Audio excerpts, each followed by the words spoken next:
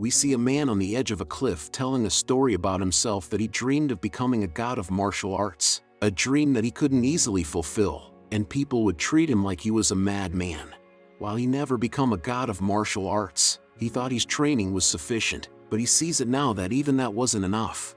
Then someone called out to him, "Stop wasting time, and hand over the heavenly pearl you stole from the cult." Can't you see that I'm talking right now? What will these stories you tell change? Your end is already set. You've run well till now, but you can't get any further. So the crazy demon threatens to drop the heavenly pearl. So they apologize. Therefore the crazy demon continues his autobiography.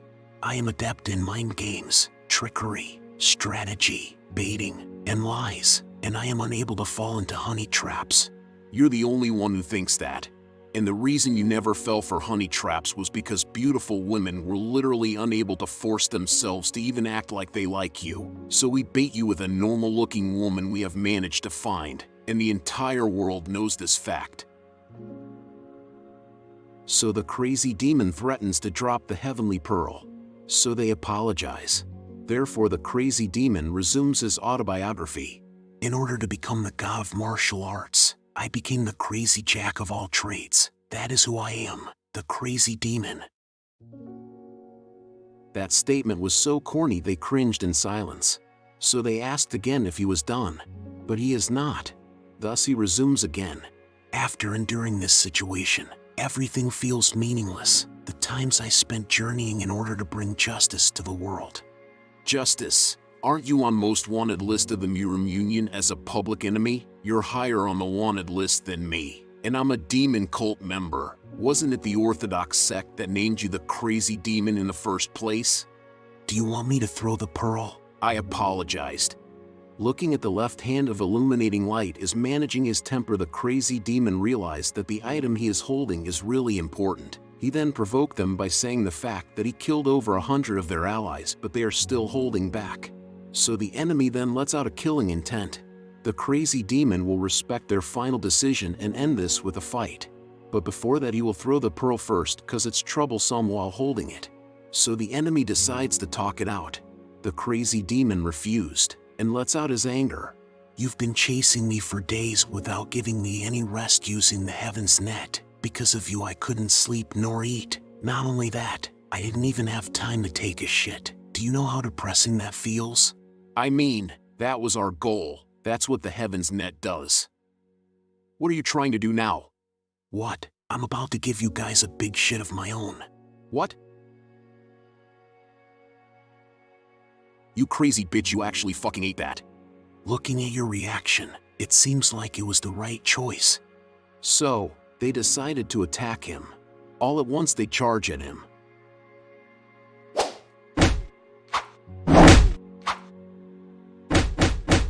But he defeated them all easily.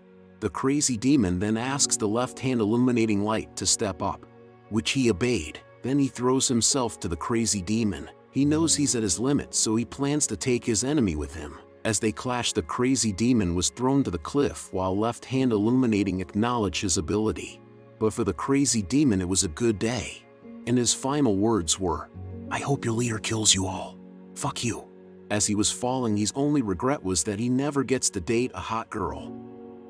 Then we can see in a room full of light there he stands. He was met by an old master, and explains that this was because he ate a pill containing numerous souls of important martial artists, and there are consequences for that. One of those is his chi will go berserk. He heard it and was delighted because he thought berserking makes him more powerful.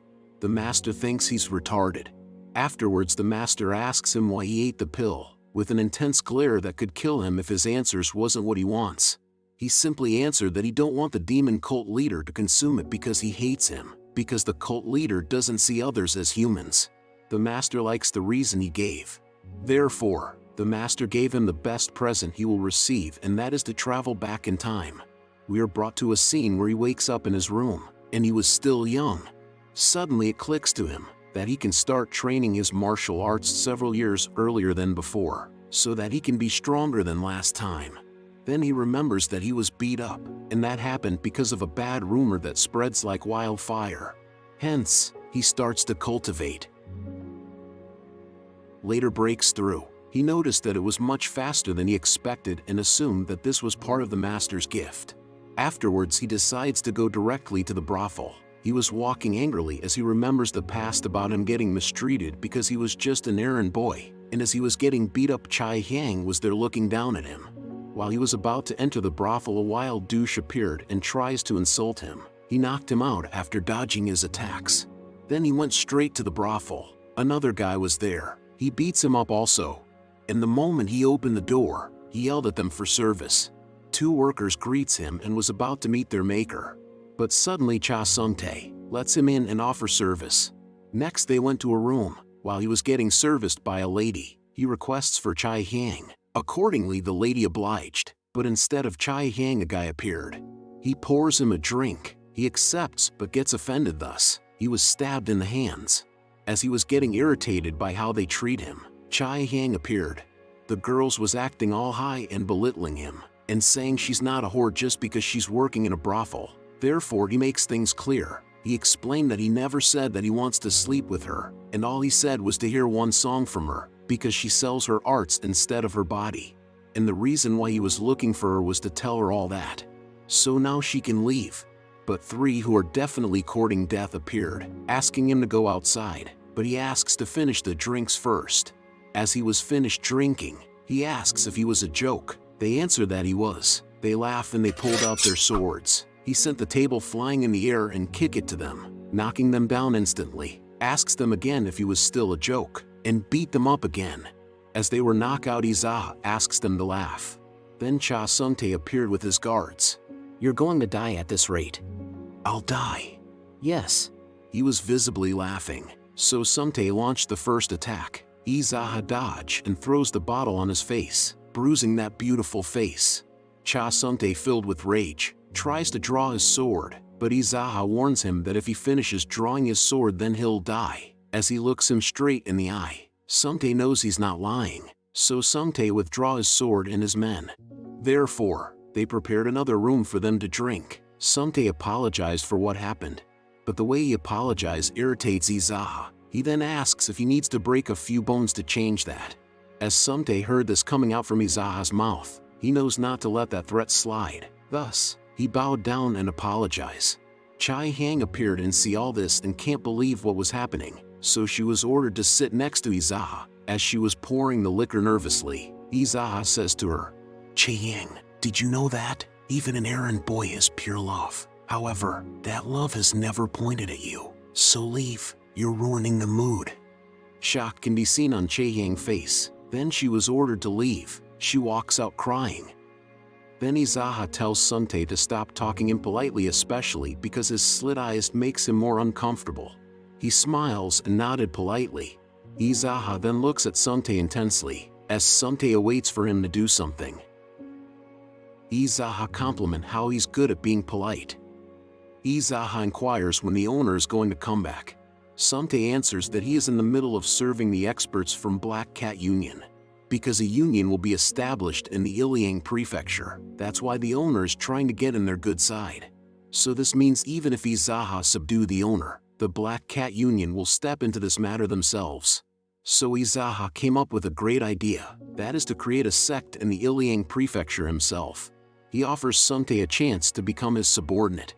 After the small talk, Zaha was about to head out, but then Sung-tae asks him, Are you heading out? Why don't you wait a little longer?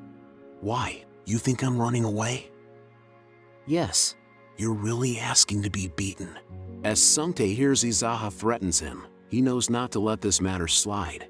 Thus he asks him to have a safe trip and that he will let him run a tab for today's drink. As he walks out the door, many guards were standing in all directions. He commands them to make way. Therefore, they did what he asks. As he went down the stairs, the doorkeeper, which Zaha knocked out earlier, woke up from hibernation, searching for him. So he puts him to sleep again. While he leaves the building, all the guards can do is just grit their teeth. And while he was going home, Zaha noticed the smithy. Therefore he went there, cause if he wants to fight against Black Cat Union he needs a weapon. He was greeted by Gok Yangge, and he asks for a light sword, or a whip, or a decently sharp dagger.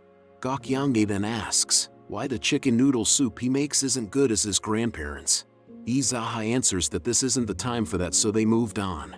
The weapon arrived and Zaha wants to buy them all, but it was 90 niang, so he offered to borrow them for 50 niang, so after he used it he will bring it back to them. Yang refused. Then Kum Chuliang appeared. Next Kum Chuliang state that he also liked the chicken noodle soup his grandparents make, and Zaha's chicken noodle soup tastes terrible.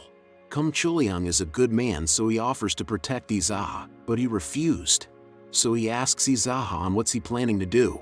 He answers that he wants to establish a sect, to establish a federation of sects in the Iliang prefecture, as their purpose would be to make sure their hard-earned money doesn't get stolen. As Kum Chuliang thinks that it is a well-thought-of plan, he asks for its name. Zaha answers, it would be named How Sect. Chuliang was interested in what Zaha proposed, so he gave the weapon for free, and says that they will continue their conversation if Zaha survives. In a later time, Zaha finished with cultivating. He hears someone digging outside. So, he went out and see dead meats digging their own grave. Then Choigul commands Zaha to sit down. Zaha sat down. Choigul says that it was good day because they got the approval of the Black Cat Union to officially establish a union in the Iliang prefecture, and then asks Zaha for 3 reasons on why he should let him live. Zaha could only laugh at the situation. So Choigul grabs the knife, but he noticed that it was gone, and Zaha is holding it, and stabs him in the arm. Now, it's Zaha's turn to request 1 reason to let him live. Then he tries to attack Zaha again, but Zaha slashes his arm and stabs his other hand. Zaha asks again, but he couldn't answer, and uses his brothers and the Black Union names to threat Zaha. Therefore, he was stabbed straight to the heart. Then he talks to the guys who were digging to stop and reveal their faces and bury Choigul. Zaha asks them to return to their hometowns to let them live, but the other one offers to be a cook, so Zaha accepts him. Zaha then went back inside his house, and it turns out Cha Sungtae is there standing in the dark, to see for himself if Zaha can survive Choigul and show his quick-witted ability. Cha Sungtae asks Zaha on what's he going to do about the other Cho brothers. Zaha simply answers that he will kill them, because Iliang prefecture will suffer if he lets them be. As they were talking about the Cho brothers, Zaha ordered Sungtae to get some snack because there was liquor but no snacks. And so Sungtae went off to buy snacks. Zaha noticed he was walking, so he ordered Sungtae to run. After the snack were bought, as they were eating, Zaha advises Sungtae to enjoy the food which he bought by his own money. The money he earned by scamming people by selling cheap liquors, as it's a top-grade one, and reminds him again to make sure he effing enjoys it. This statement makes Sungtae hesitate to eat, so he just drinks. Now they continue to converse.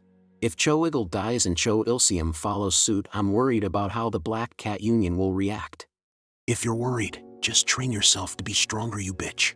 You always say you're worried without actually doing anything. You keep saying things like, I am concerned. What should we do? What should I do? You need to stop spouting this kind of bullshit.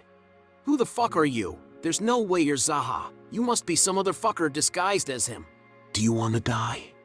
Maybe that question of yours will be answered after you die. Sungtae stand up and suddenly propose them to go ahead and kill all of us bastards in the Black Cat Union.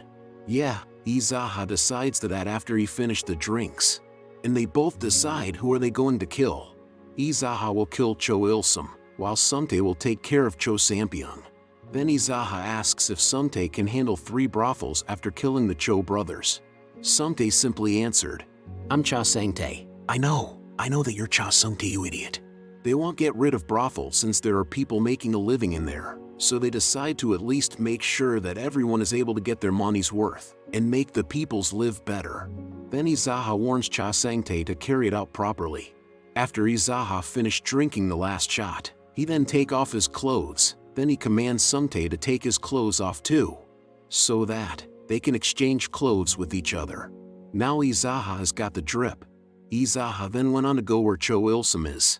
He's now at the entrance where Cho Ilsum is. He introduces himself to be from the Black Cat Union. The guard asks for his name, so he slapped him across the face to show dominance. Therefore, he was allowed to enter the building, and escorted to a room to wait for Cho Ilsum. Then Cho Ilsum arrives. Zaha asks him if he knows who he is. Cho Ilsum now realized that he is face to face with the errand boy, and asks how he is still alive. He was sure his brother were out to kill him. After finishing the sentence, he realized the answer to his question. He was shocked to know that his brother died by the hands of a mere errand boy. Thus he charged at Zaha, which Zaha blocks his attack and push him back. Zaha was surprised Cho Il-sum was weak. Now Zaha is the one who charged. Cho Il-sum tried to block it, but he was sent flying across the room. As he walks to him, Zaha then grabs him by the throat. He then sent Cho Il-sum to meet his maker, alerting the guards. As the guards surround Zaha, he asks them what can they do if they arrive after their boss has died. And suddenly thought of an idea. He proceeded to act like from the Black Cat Union, just to avoid unnecessary fight. Therefore, the guards just let him through. As he was walking, someone recognized him. So, he then tells the truth. This left the guards crazy as they were planning to court death. Zaha asks them if they want to, they can follow Cho Il-sum to the next life. No one utter a word next. He then went back home. This shocks Cha Sung-tae, because of how fast he killed Cho Il-sum. Zaha then ordered Cha Sung-tae to clean. As Cha Sung-tae heard this, he was furious to find the broom. Since Zaha has taken care of the urgent matters, he decides to train. Then he breaks through again, but leaving his room like a mess. It was because of the impurities that flowed out from his body, leaving a smell so awful it could be smelled outside. Sung-tae smelled this, so he assumed that Zaha shit himself, and asks him why he did that in his room. The smell was so awful he even thought Zaha shat more than once, as he was puking on the ground. In a change of scene, Zaha is taking a bath, because Sung-tae told him so. Someone opened the door. Chai Hyang appeared. He asks why she's here. She was ordered by Sung-tae to help him with his bath. Zaha says it's fine, and there's no need for her to come anymore. He already told her that she's not a prostitute that sells her body, but a host that greets people, so he expects her to act like a host. This surprises Chai Hyang. Therefore she then thanks him, and apologizes about what happened in past. She then asks why he decided to get beat up before when he's that strong. He explained to her that he needed to get beat to have a reason to seek revenge. He adds, when it comes to an errand boy's revenge, the timer starts the moment that they get beat. After Chai Hyang left, he thinks to himself on how foolish they are to try using beauty, and things like a woman's beauty doesn't work against him anyway. He suddenly remembered what the left hand of illuminating light said to him, and it annoyed him. Then Cha Sung-tae burst out shouting that there was a fire, and informed Zaha that the fire started from his quarters. Therefore he went over there. Turns out it was Cho Sampyeong who did that. From the crowds, Cho Sampyeong heard someone saying it was not a good idea to start a fire, because his brother's grave is behind the inn. Which Cho Sampyeong angrily asks who said that. And it appeared to be Zaha, coming out from the crowd, but Cho Sampyeong couldn't recognize him because of his new drip. At that moment, the guy with him asks if he really was brought here just to kill a mere errand boy, and demand why they have big ambitions but are struggling because of an errand boy. Subsequently adds that if he swings his blade just to kill an errand boy, the entire Murim world will laugh at him. Thus, he ordered Cho Sampyeong to kill Zaha himself. Zaha agreed to the man in black, and tells Cho Sampyeong to have common sense, and stop making other people do his work. Thus it's decided that they fight to the death, and the man in black to be a witness to the fight. As Zaha acknowledged the man in the black robe to be smart, it seems he's giving Cho Sampyeong a chance to fight, but he's actually trying to gauge his skill. Next, Cho Sampyeong asks Zaha to draw his sword. He simply answered that he doesn't need to use a sword just to deal with people like him. This offends Cho Sampyeong, so he then charged at Zaha, but was easily blocked by Zaha. Then he kills him in one swing. After the battle, the man in black tried to act cool and praised him and plans to leave, which Zaha stopped him and challenged him, but he runs away. Zaha follows in pursuit, which the man in black retaliates by attacking with Kamehameha, but the attack was easily cut in half and he himself was also cut in the middle, killing him instantly. This leaves the onlookers and Cha Sung-tae with shock written on their face. Then he asks the minions why they burned someone else's house. So they apologize, but that wasn't Zaha wanted, so he asked again, "What is the reason you all burned someone else's home? Why are all of you not answering my questions?" Don't you think they burned it down because it smelt like shit? When I first smelt it, my first thought was to burn it down too. The bystanders ask why that is. Cha Sung-tae answers, I don't know, Maybe someone took a shit inside the inn or something? Do I kill that fucker or not? Therefore, he calls for Cha Sung-tae and ordered him to rebuild the Zaha Inn. Cha Sung-tae asks why him of all people. Zaha answers that with a threat. So, he decides if he's going to rebuild it, he will make it better than before. But it wasn't enough cause Zaha wants to add a martial arts training space that is also an inn. And while working on the constructions, he will also have to look out for anyone that has talent in order to start the organization he was talking about. Cha Sung-tae then asks what will be the name of the organization. Zaha decides to call it Haomon, just like the first organization he made in his first life. Cha Sung-tae again asks on why Zaha decide to let him live. Zaha answers that the reason why, and that is so he can mess with him. Well, he realized that it's better than dying. After that, Zaha went to his room and started cultivating his inner body technique. After few days had passed, he broke through. Then 2 men from the Black Union arrived. Cha Sung-tae notified him. Zaha decides to greet them. As he was sitting with them, they talked about the incident that happened in resulting the Cho brothers' deaths, and wants Zaha to continue to pay bribes like they have done. But before that, Zaha offered them a drink, but they hoped to seal the deal first, so they got angered. But Zaha threatens them and asks them if do they really think that he would kill the Cho brother if he was afraid of the Black Cat Union. So they make them decide before the liquor arrives, and that is to fight him or drink with him. Therefore they decided it was best just to drinks and get on the good side of Zaha, and they laughed together.